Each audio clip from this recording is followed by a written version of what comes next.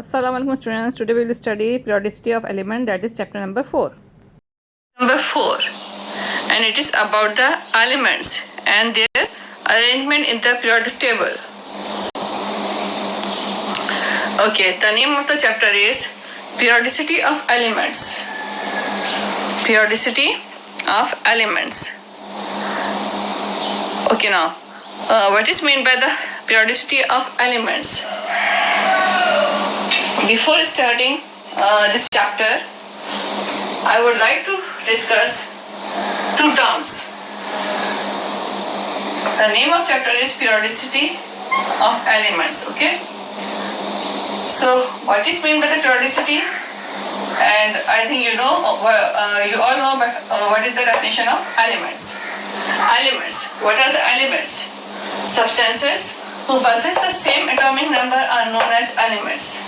आपको पता है कि वो सब्सटेंसेस जिनके एटॉमिक नंबर सेम होते हैं, ठीक है, केमिकली जिनके एटॉमिक नंबर सेम होते हैं वो सब्सटेंसेस कहलाते हैं एलिमेंट्स. अगेन रिपीटिंग, वो सब्सटेंसेस जिनके एटॉमिक नंबर सेम होते हैं वो एलिमेंट्स कहलाते हैं. जब उनके एटॉमिक नंबर सेम होते हैं तो उनकी केमिकल प्रॉपर्टीज भी सेम होती हैं, ठीक है, उनकी chemical properties. I'm not talking about the physical properties because it's not necessary. ठीक है ना, फिजिकल प्रॉपर्टीज का सेम होना जरूरी नहीं है. कुछ चीजों में there are few examples जिनमें फिजिकल प्रॉपर्टीज में वेरिएशन होता है, ठीक है, but chemical properties will be same. It is the rule. Okay. I'm again repeating. Substances who possess the same atomic number are known as elements. ठीक है ना, वो सब्सटेंसेस जिनके एटॉमिक नंबर सेम होते हैं वो एलिमेंट्स कहलाते हैं. और जब एटॉमिक नंबर सेम होते हैं तो इसका मतलब है कि उनकी केमिकल प्रॉपर्टीज भी सेम होती हैं. They are not different, they will be same. Okay. Now the examples of the elements are, for example, hydrogen, atomic number of hydrogen is 1. Carbon, atomic number of carbon is 6. Oxygen 8. Sodium, it is sodium. Okay. Latin name is natrium. Natrium. Okay. I would like to tell you that atomic that the names of the elements are kept on the according to the Latin language. Latin language, ठीक है ना. जो elements के जो name हैं वो Latin language के हिसाब से रखे गए हैं, लैटिन लैंग्वेज के अकॉर्डिंग रखे गए हैं, लैटिन लैंग्वेज के अकॉर्डिंग रखे गए हैं, ठीक है. जो लैटिन लैंग्वेज में नेम्स होते हैं उनके वही रखे गए हैं, ठीक है. फॉर एग्जांपल हाइड्रोजन, हाइड्रोजन का लैटिन लैंग्वेज में भी नेम हाइड्रोजन ही होता है, that's why it's name is hydrogen. Carbon Latin में भी कार्बन ही होता है, ऑक्सीजन ऑक्सीजन ही होता है, बट इट इज सोडियम, ठीक है ना. सोडियम Na, नाट्रियम, इसका लैटिन लैंग्वेज में नेम इसका नाट्रियम है, NaTrium, ठीक है, नाट्रियम. ओके, नाट्रियम. तो इसका इसलिए इसका जो है सिंबल इज Na, ठीक है. सिंबल जो है उसके लैटिन लैंग्वेज के अकॉर्डिंग रखे जाते हैं, ठीक है. So symbol, you know that the symbol is the short name of the element, ठीक है ना. यानी अगर किसी एलिमेंट को हमें बहुत शॉर्ट वे में रिप्रेजेंट करना हो, बिल्कुल बहुत सिंपल तरीके से, बहुत 1 और 2 लेटर्स के तरह से, 2 लेटर्स से शो करना है, so we use the symbols, ठीक है ना. सिंबल्स में भी 1 कैपिटल लेटर और दे में भी 1 capital and other small letter, ठीक है ना. ये रूल है. सिंबल्स के एलिमेंट्स के नेम होते हैं, शॉर्ट नेम होते हैं, जिन्हें सिंबल्स कहते हैं, ठीक है. सिंबल्स कहते हैं, सिंबल्स, ठीक है ना, सिंबल्स कहते हैं उन्हें. ओके. सिंबल्स जो है उनके क्या 1 लेटर का होता है, कैपिटल 1 लेटर, या फिर 2 लेटर्स के होते हैं, 1 will be capital, the other 1 will be the small, ठीक है. ये बिल्कुल बेसिक इंफॉर्मेशन है जो हमने पहले पढ़ी होंगी. वी आर रिकॉलिंग देम, हम इसको रिकॉल कर लेते हैं ताकि अगर थोड़ा सा जो है ना रिफ्रेश हो जाए आपके माइंड में, दोबारा से जो है ना आपको जो है रिकॉल करने से क्लास, ठीक है. Hydrogen 1 carbon, 6 oxygen, 8 sodium element. There are number of elements, बहुत सारे elements हैं, but I have given you few examples. सिर्फ थोड़ी सी example मैंने आपको दी है, आगे बहुत सारे examples आएंगे तो उसको भी हम साथ साथ देखते रहेंगे, ठीक है? तो class I'm again repeating, what are the elements? Substances who possess the same atomic number are known as elements. ठीक है, elements will have the same chemical properties, they will show the same chemical properties. इनके atomic number same होते हैं तो उनकी chemical properties भी same होती हैं. ठीक है, for example like hydrogen atomic number is 1, carbon 6, oxygen 8, sodium element. ठीक है, अच्छा देखो इसका मतलब क्या है कि हाइड्रोजन के एलिमेंट यूनिवर्स में जहां पर भी मिलेंगे, ठीक है, जिस जगह पे होंगे, कोई कंट्री हो, कोई एरिया हो, जिस जगह पर भी यूनिवर्स पे होंगे, अगर उस एलिमेंट का एटॉमिक नंबर 1 है तो हम उसे कहेंगे कि that is the hydrogen atom. ठीक है ना, हाइड्रोजन एटम है वो.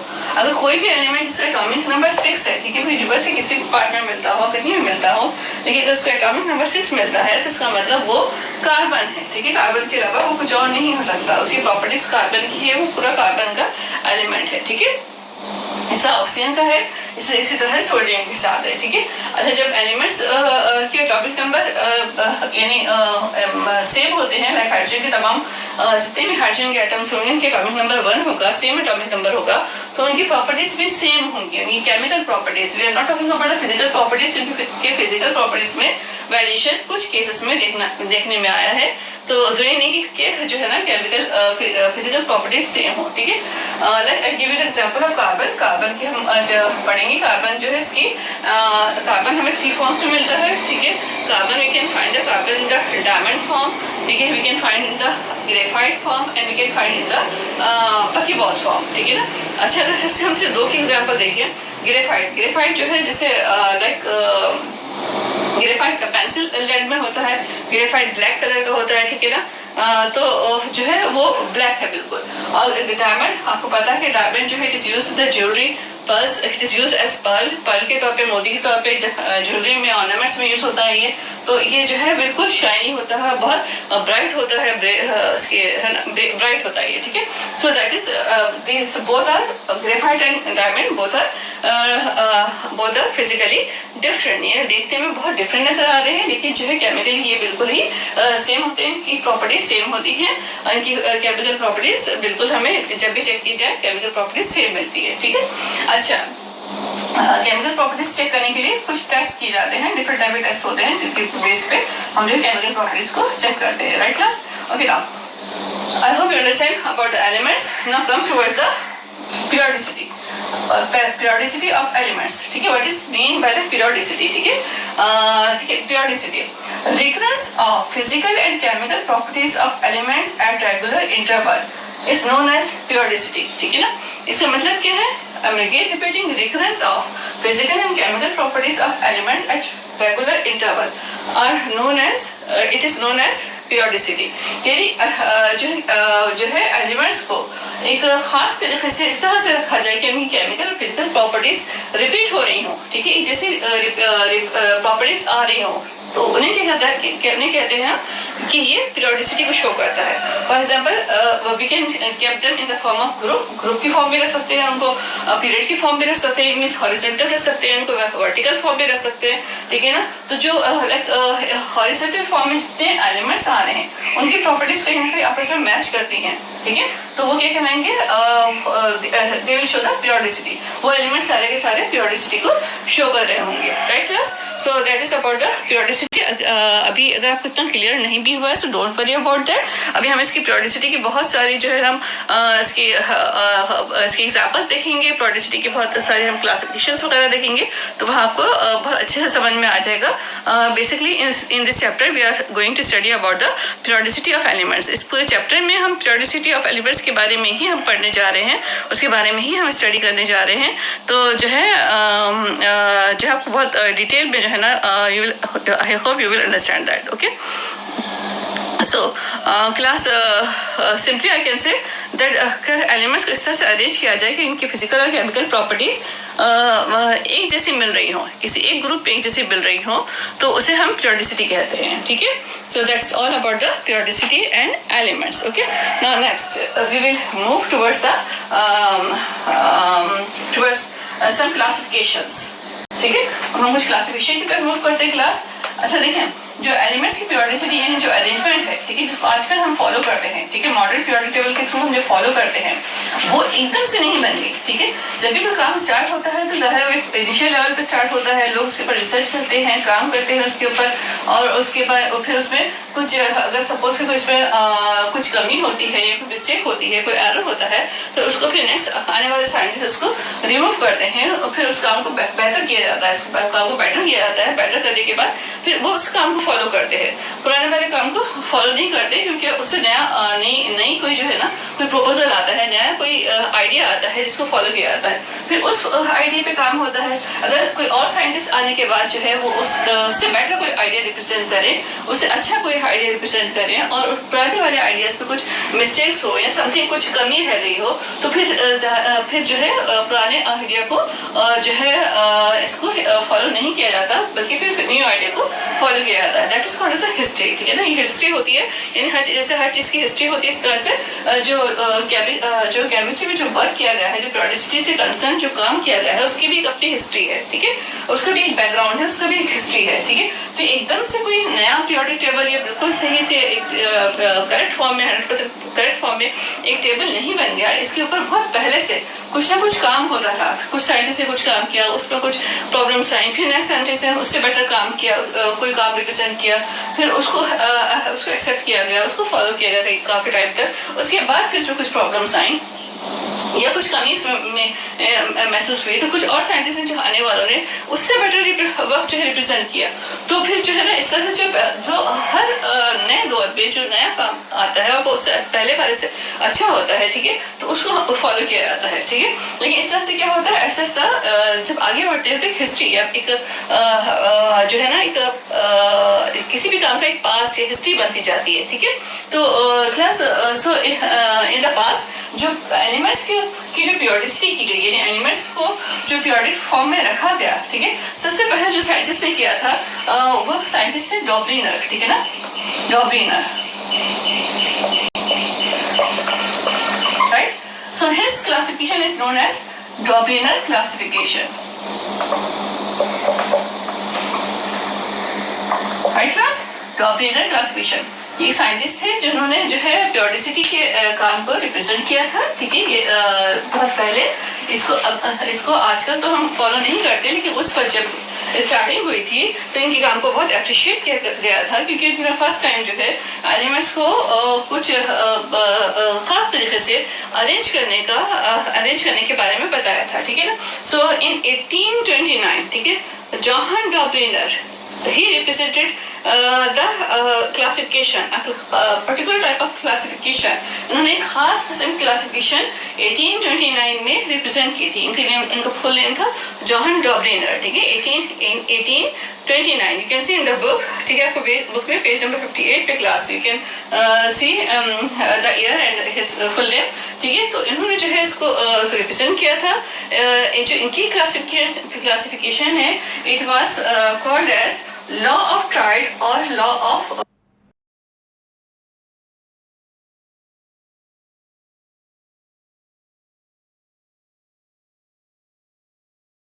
रूल ऑफ ट्राइड और लॉ ऑफ ट्राइड, यानी इसको ट्राइड का रूल, तीन का रूल या तीन का उसूल, ठीक है ना, कानून, ये भी कहा जाता है, लॉ ऑफ ट्राइड और रूल ऑफ ट्राइड, ठीक है। Class I think you know that mono means 1, di means 2, tri means 3, and tetra means 4, penta means 5. Okay, these words will be repeated in the syllabus, so that's why I'm telling you. Mono 1, di 2, tri 3, tetra 4, and penta 5. Right? So you should remember this. Triad means 3. Okay? Rule of triad, rule of 3. What is meant by rule of 3? I will tell you. First of all, I will give the introduction of Dobliner. Johann Dobliner.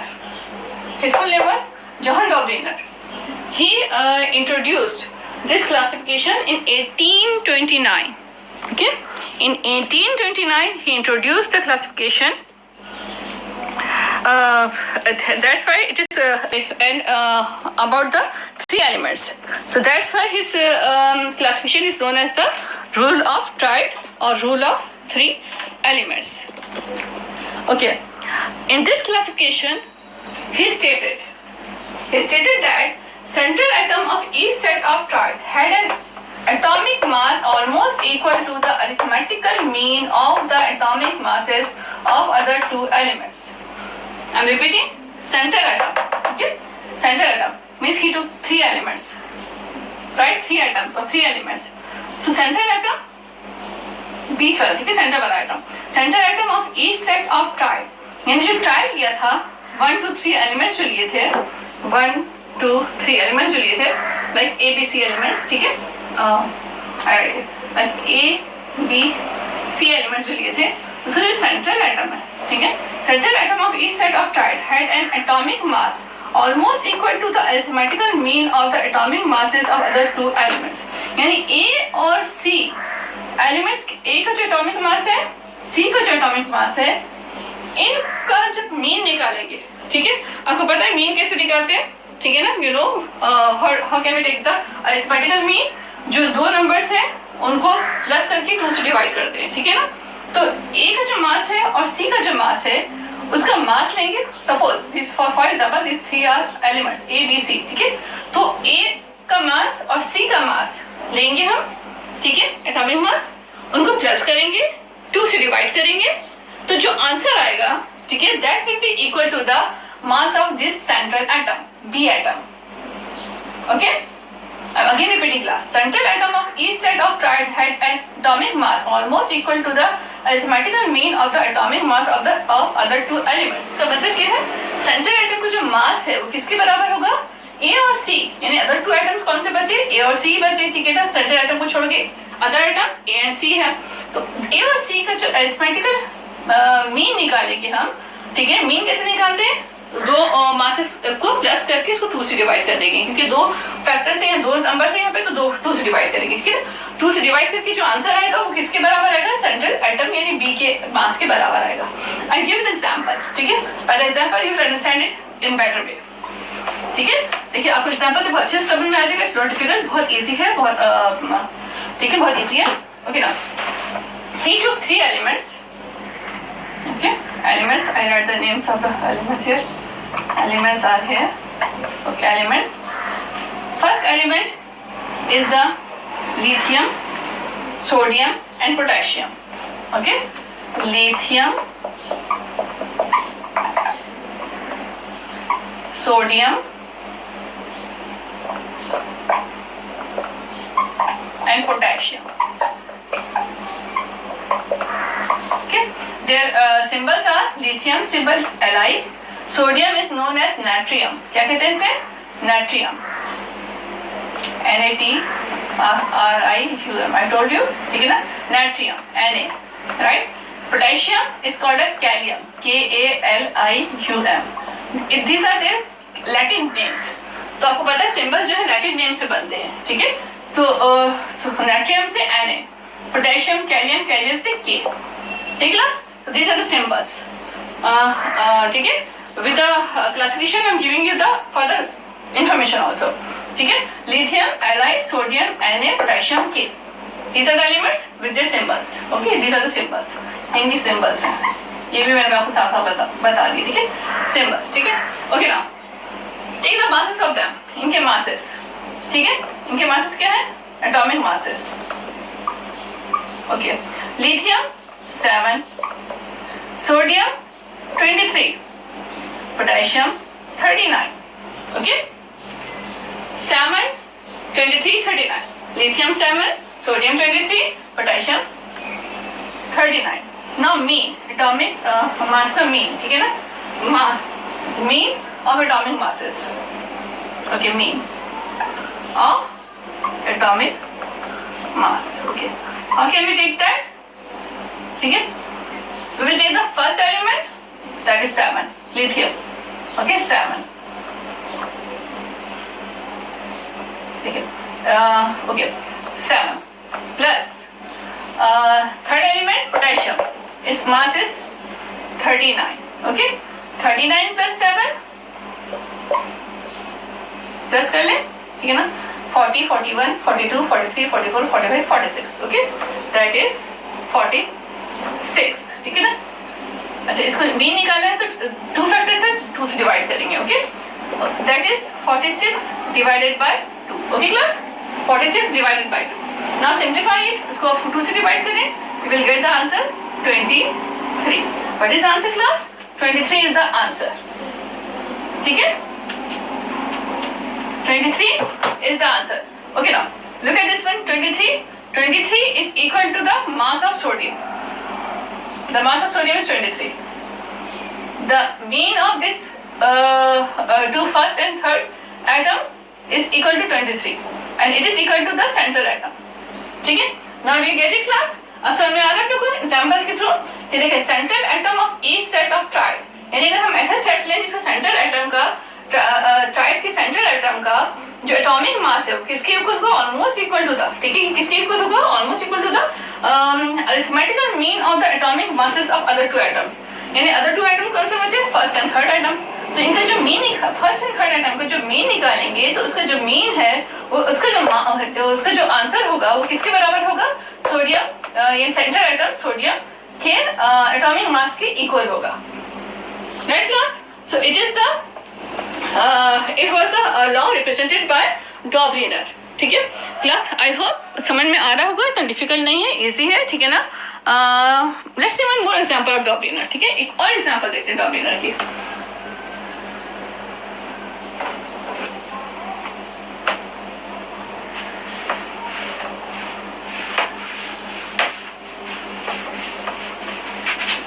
ठीक है, the second example is take the in the same way.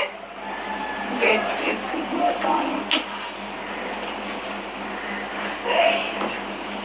Okay. Next set of triad which we will take. Next set of triad. ठीक है, next set लेते हैं triad का, ठीक है. Okay. These are the elements. That is chlorine. Chlorine. Symbol is Cl. Mass is 35.5. Atomic mass is 35.5. Okay, now bromine. Next element is bromine. Symbol Br. Mass 81. Third element is iodine. Symbol I. And the mass is 126.5. Okay, chlorine 35.5, bromine 81, iodine 126.5. These are the masses. Okay, now take the mean of first and third element. Okay, first and third element are 35.5, 35.5 plus third element 126.5. Okay, divided by 2.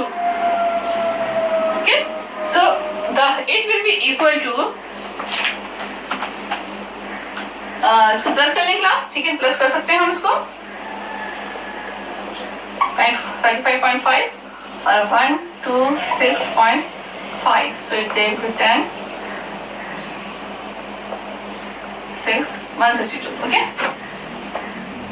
162. So it will be equal to 162 divided by 2. Okay class, इसको plus कर ले, ठीक है ना, plus कर ले rough पे side पे, और you can use a calculator, simple calculator use कर सकते हैं, ठीक है ना. So the answer will be 162 divided by 2. अब 2 से इसको डिवाइड करेंगे तो answer will be 8 and 1 81.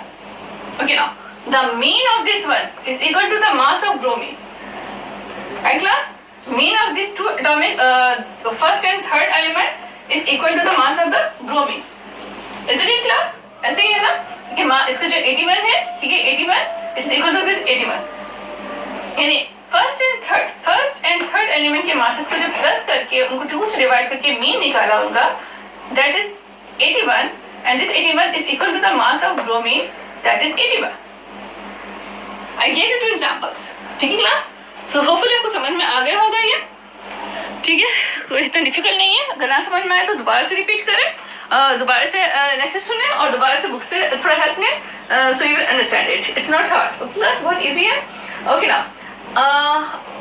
Next point I want to tell you about the dominant classification. Was it successful or not? क्या ये कामयाब हुई, बहुत अच्छी रही या नहीं? No, it was failed. ठीक है? It was applicable for few elements, but not for all the elements. उस वक्त जितने एलिमेंट्स डिस्कवर हुए थे, तो उनमें से ये सब एलिमेंट्स पे एप्लीकेबल नहीं था. यानी बहुत सारे एलिमेंट्स के 3 के ऐसे ग्रुप नहीं बन रहे थे जो डॉब्लिनर की स्टेटमेंट को फॉलो करते. ठीक है, बहुत सारे एलिमेंट्स ऐसे थे जिनके 3 एलिमेंट्स के ग्रुप बन ही नहीं रहे थे और वो डॉब्लिनर क्लासिफिकेशन को फॉलो नहीं कर रहे थे. बहुत डिफिकल्ट था. ठीक है, so that's why it was failed. वो फेल हो गई. ठीक है, कुछ एलिमेंट्स पे एप्लीकेबल हुई, like I give 2 examples of this. ठीक है, इस तरह से कुछ एलिमेंट्स पे, ओनली फ्यू एलिमेंट्स पे एप्लीकेबल हुई और बहुत सारे एलिमेंट्स पे ये एप्लीकेशन एप्लीकेबल नहीं हुई. Class, so it was failed. ठीक है, I am reading from the book, the last para, page number is 58. This law और rule can not be extended to the classification of all 3 elements because it is true only in the case of very few elements only. ठीक है ना? Okay students, as you know that you have done this chapter before it, and we are just doing the revision of these chapters. Okay, so homework is only that. Please do the preparation for exam and learn these topics. Learn the definition of this Dobrian classification and examples. Okay. Lecture समझ के पढ़ेंगे तो आपको जो है याद करना आसान हो जाएगा. Please if your any work is unchecked, so send your registers for checking to the school. Thank you. Take care. अल्लाह हाफिज़ स्टूडेंट्स.